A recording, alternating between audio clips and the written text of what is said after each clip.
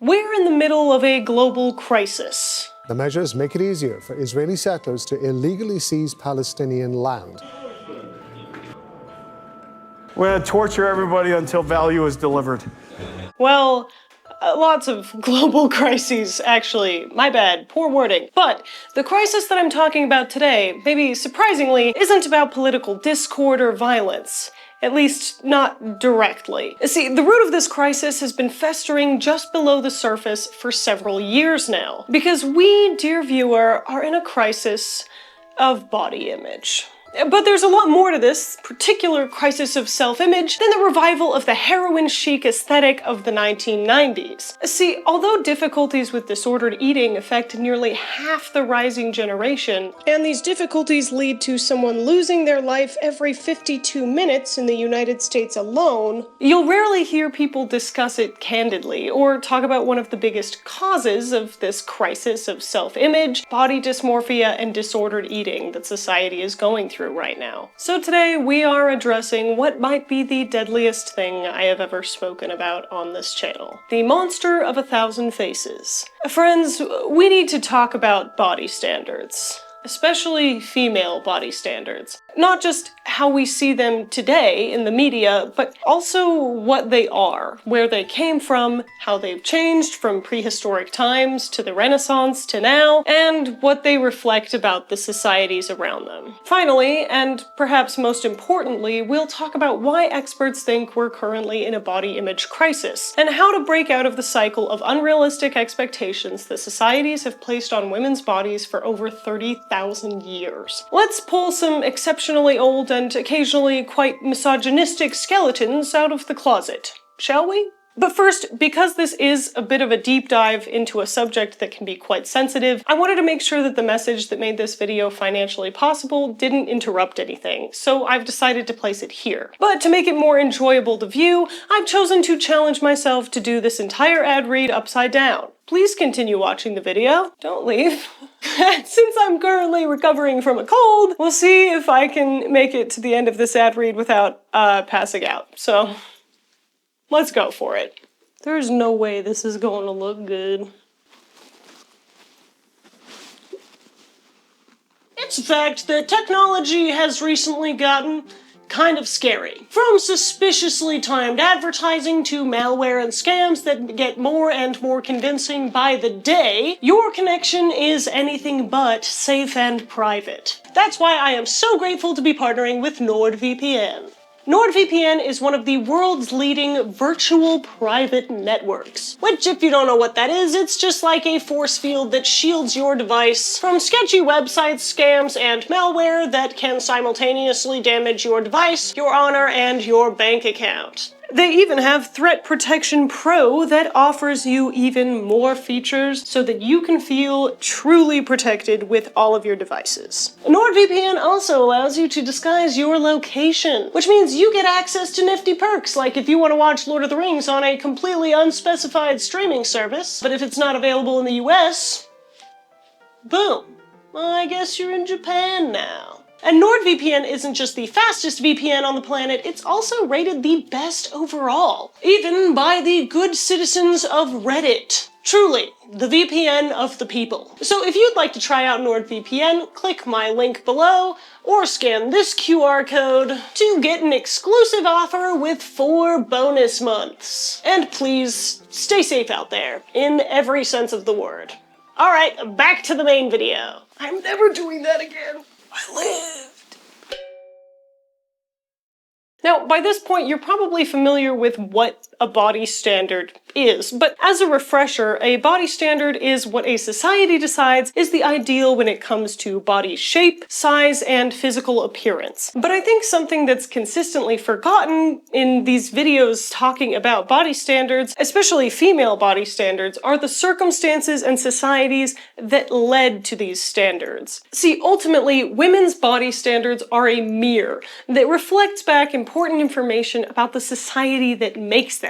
Perhaps especially, and this shouldn't be super surprising, information about how a society treats its women. So in this video, I figured we'd take a look at how body standards in different places and times in history reflected the societies they came from, and what this means about our currently extremely thin, naturally beautiful, but also so much plastic surgery and medical intervention that they look almost alien-like body standards that we have today. Because for anyone who needs to hear this, body standards aren't about you. And they never were. They're about society, which means that your body was never the problem, and it never will be.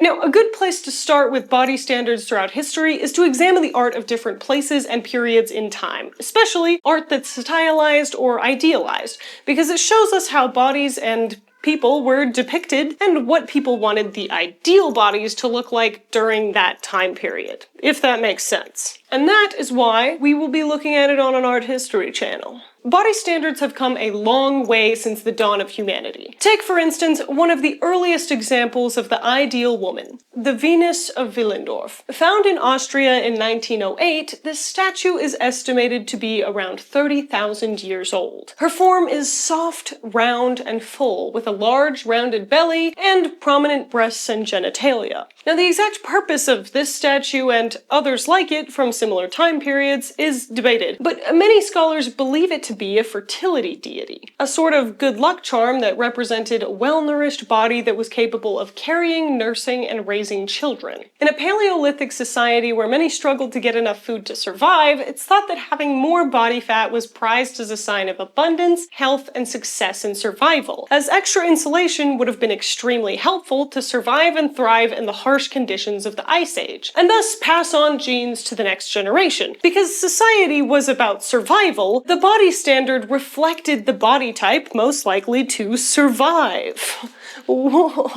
Now, let's fast forward and kind of speed run through some of these other time periods, starting about 27,000 years later in ancient Egypt. If we look at the art in ancient Egypt, we see that women seen as beautiful were often depicted as somewhat androgynous, with thin, lithe figures, narrow hips, and small breasts. Not just in the case of female figures of power, but also women of varying status as well, such as farmers, entertainers, and musicians. It also wasn't uncommon to see women depicted topless, much like their male counterparts. One of the things that's important to remember with Egyptian art is that because people believed that these images would follow them into the afterlife, the art was representative of that fact and was symbolic and highly idealized. What's extremely interesting about Egyptian society is that women held a lot more power than we tend to give them credit for, especially in the period of the Old Kingdom from 2700 to 2200 BCE, with a lot of art showing them contributing to society in meaningful and important ways, especially when it came to politics, religion, and perhaps most importantly,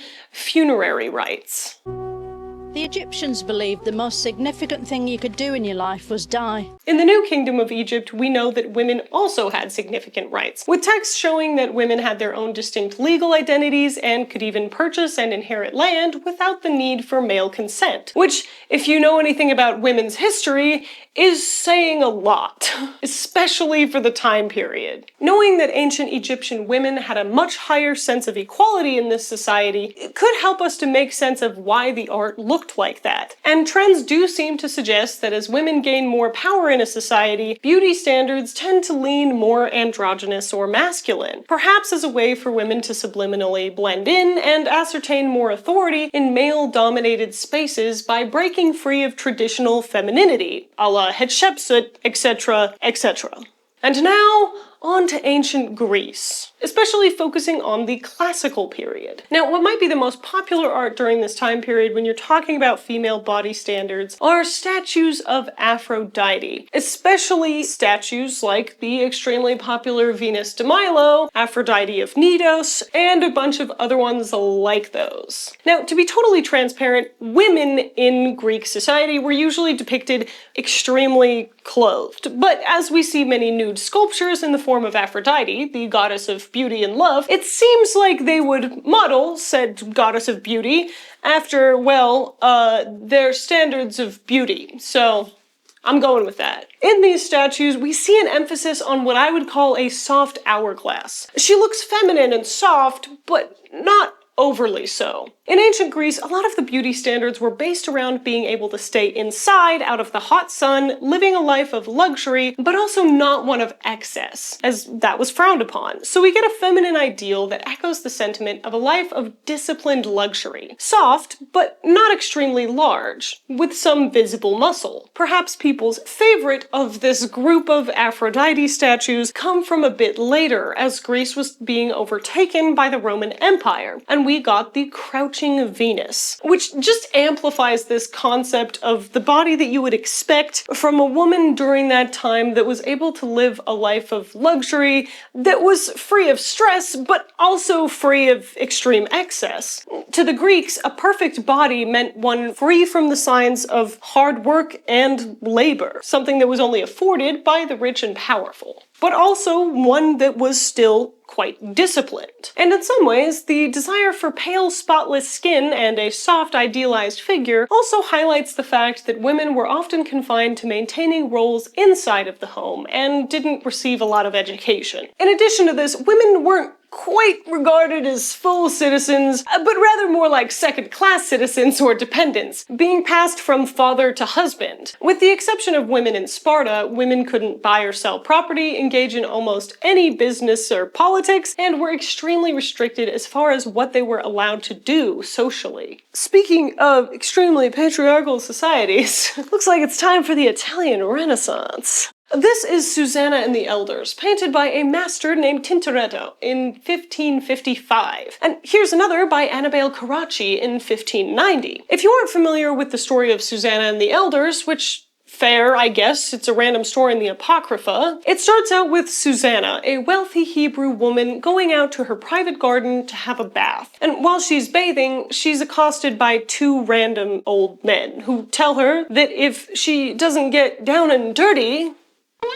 with them, they would tell other people that they saw her with a younger man, which would cost her not only her marriage and her reputation, but also, at the time, her life, because the punishment for adultery was death. Rather than give in to the old men, Susanna chooses to have faith that God will protect her. They do spread that word that she was seen with a young man, but during the trial, where she might have been put to death, the prophet Daniel intervenes, Susanna is saved, and the two nasty old guys are executed. Woo! So we see that in this story, Susanna acts not just as the archetype of the perfect, virtuous young woman, but also one that is considered to be very physically desirable. So the fact that all of these artists have depicted her with a larger body type is extremely intentional. As a side note, if you would like to see a slightly later example of Susanna and the Elders that was painted very intentionally going against the beauty standards of the day, please see Artemisia Gentileschi's version of this work. As a rare female artist during this time and herself a victim of sexual assault, she lends a very different look to the piece than most of her male compatriots. Also, let me know if you want a full video on Artemisia Gentileschi, because I love that woman.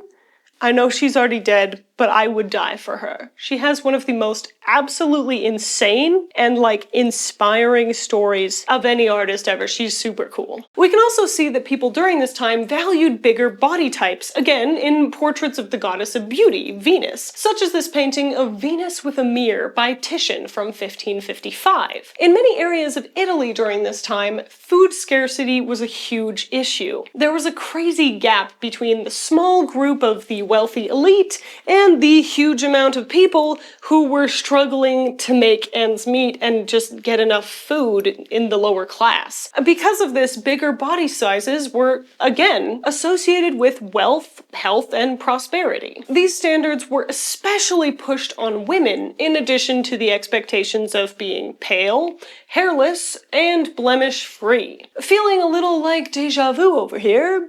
Extreme standards for women reflected the idea that women were treated less like citizens and more like property. They couldn't own land, they were passed down from father to husband, yada yada yada yada. Short aside for Rubens, who continued to champion the large-framed, soft female forms as the embodiment of wealth, peace, and plenty. Also, this painting, where Juno is Mary and she is creating the Milky Way. Do with that what you will. It's just an extremely strange painting to me, but you know, whatever. All right, onto corsets. Or rather, the period considered by many to be the height of corsetry, the late Victorian era and early Edwardian era, around 1870 to 1906. And if we're talking about beautiful women during this time period, we have to talk about this painting, Madame X. Painted between 1883 and 1884 by John Singer Sargent, Madame X was modeled after a very well-known socialite, named, and I'm gonna butcher this, Virginie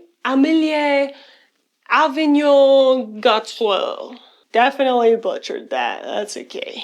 And although the painting was at first greatly rejected by the public for being far too scandalous, because in the original painting she had one strap falling down her shoulder, I still think it's an excellent example of some of the body standards during that time period. As you see, Madame X's waist was tiny. And during this time, women were famously wearing corsets as both a foundational garment that offered support and also as a piece of fashion. Although we often think of corsets as being torture devices, throughout most of the Victorian era and just the time that women wore corsets, they were much more commonly used for structural support, much like a modern bra, and they weren't usually being tight-laced like you see all the time in the movies. However, there is a couple notable exceptions where the silhouettes did get really extreme, and one of them was in the late 1890s and early 1900s in the Edwardian era, where women were trying hard to escape the rigid oppression of the 1800s doctrine of separate spheres, where women lost control over their wages and even some of the limited rights that they had had in previous centuries, and were hugely confined to the home and to domestic labor. And during this time, where women were desperately trying to scrape back any sense of control they previously had, body standards became tighter and silhouettes became more extreme than in previous decades, like the Regency era. As women were restricted, oftentimes so were their waistlines. It's also important to note here that the rise of industrialization and standardized clothing sizing for women played a role in women trying to fit into certain sizes, etc. Then, of course, we have the 1920s. Some women gained the right to vote, and many entered the workforce. In a society in competition with men, more boyish, thin, and androgynous silhouettes and fashion became popular. Fast forward to the 1950s, when many women were forced back into a life of domesticity after so many were in the workforce during World War II, and boom, the hourglass is back. Again, this time it's about a hyper-feminine, curvy silhouette. Then again, in the 1960s and 70s, thin is in, with the civil rights movement creating a sense of uprising in the USA and second-wave feminism granting women more rights. Again, during this time period, we see a very thin silhouette take center stage. In the 80s, athletic. 90s, rail thin. 2000s, thin, but a little more curved. 2010s, body positivity movement. All that good stuff. And now, in the 2020s, I feel like I gotta lean back for this part.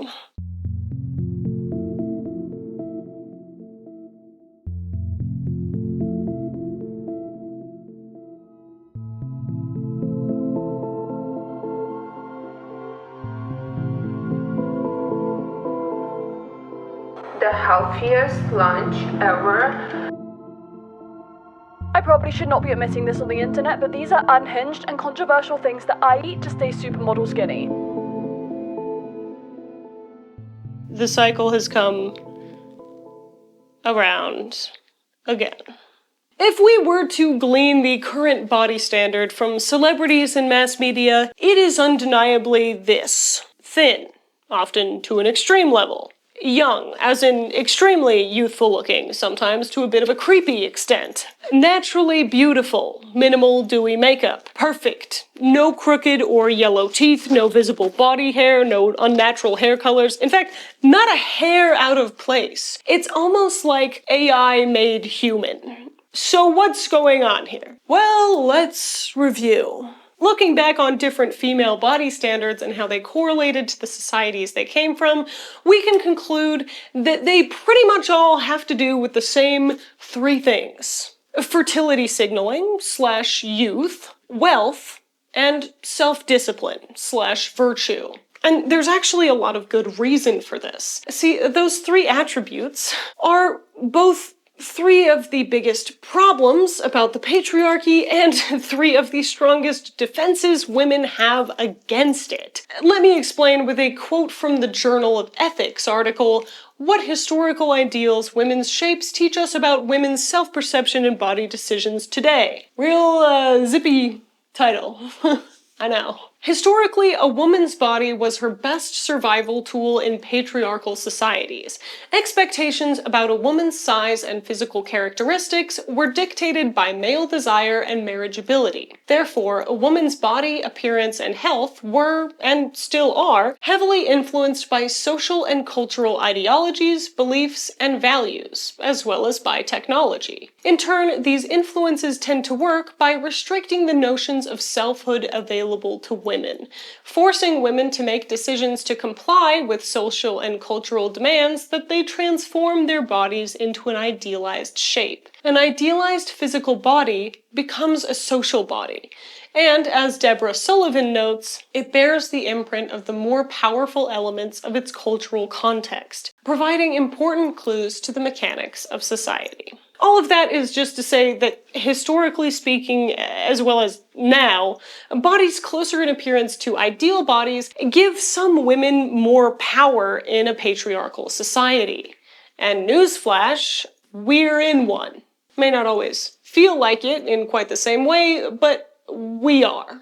Hopefully that's very clear to everyone watching this video. Women's body standards change according to the unique economic, political, and social pressures of the time period. And the stronger the patriarchy, the more extreme and difficult to meet the beauty standards generally become. We've talked about this in the context of art and history, but when it comes to our current situation, there are some important truths that we can observe just by looking at what current body trends are doing right now. For instance, the biggest one, a huge increase in the popularity of thin-ness. Historically, the popularization of thin body types has generally pointed to times of extreme stress, political upheaval, and a clashing of women's rights and progressive values against a more conservative majority. We see this in the 1920s, the 60s, the 90s, and now again in the 2020s. This isn't some sort of political statement, this is literally just what history has shown us.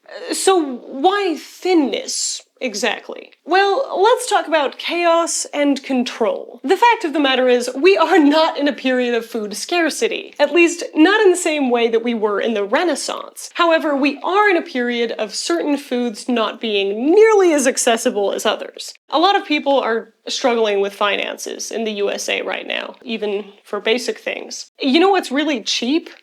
Processed foods. Unhealthy foods, extremely caloric foods. You know what's not cheap? Consistently available, nutrient-dense, high-quality, fresh, healthy foods. Let me rant for a second. I was at Costco the other day. Blueberries were like $10. That's insane. Don't even get me started on the prices of beef right now. We bought like a container of steaks a couple of months ago for like a special occasion, and besides that, I have quite literally not bought beef in the past year. It has not been in my budget. Anyway, okay, back to the main point. You know what's also not cheap, despite what commercials are trying to sell you right now? Ozempic. GLP-1s, weight loss medications, whatever you want to call them. And not to mention, if you're supposed to have this tiny, size 0, fit little body, many of us would have to put in a tremendous amount of effort and thought and exercise that, having a job makes really freaking hard. For all of the people saying that, oh, it's so easy, you just need to exercise and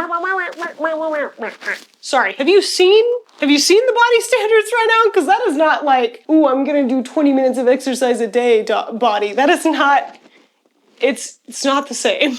But the other thing is that we've noticed, like I mentioned earlier, that as tensions grow thicker, societies pressure women to be thinner. And as pressures increase, so do the voices that haunt almost half of the population of Gen Z's women. Maybe if I just take up less space, I could feel more confident about the space I do take up. Maybe if I just have more self-discipline, I would be more successful and not have to worry so much about making my rent. Maybe if I worry enough about my nutrition and my image, It will protect me from having to worry about the insanity going on all around me every single day.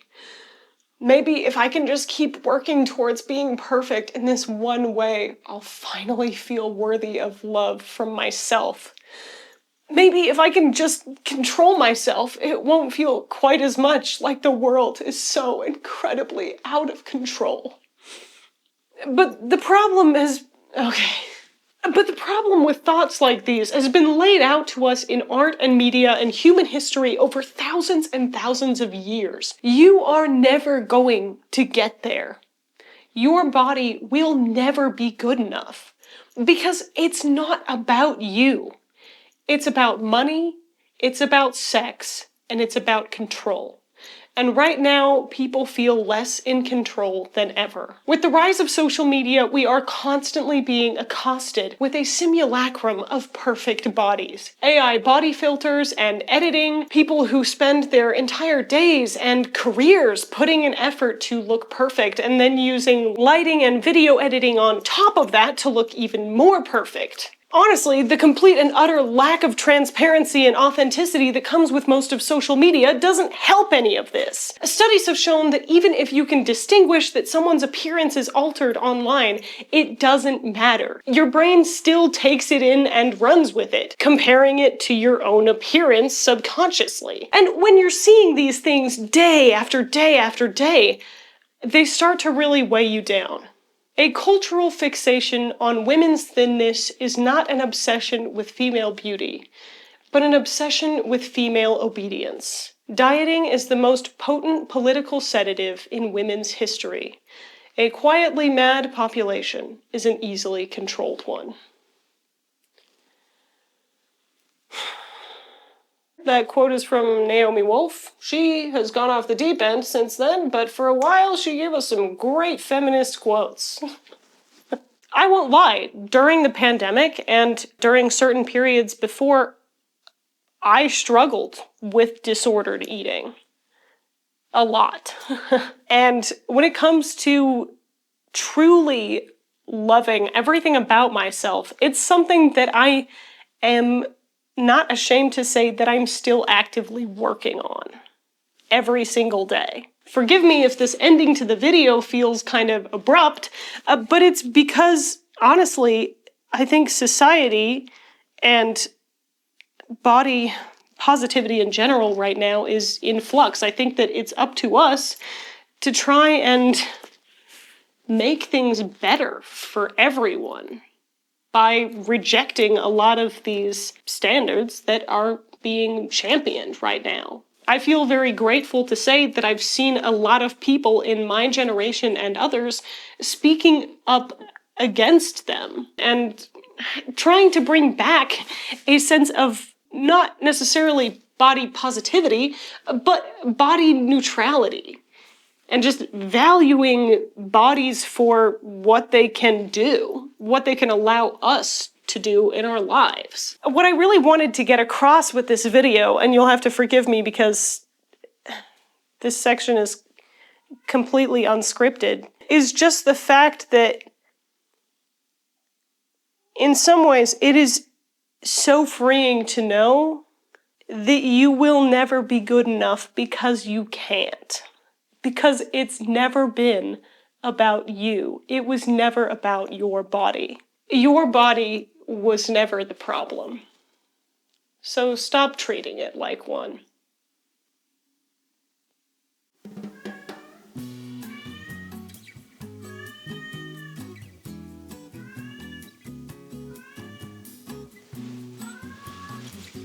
Sorry, would you like to be let in? What you doing there, buddy? Such a handsome lad.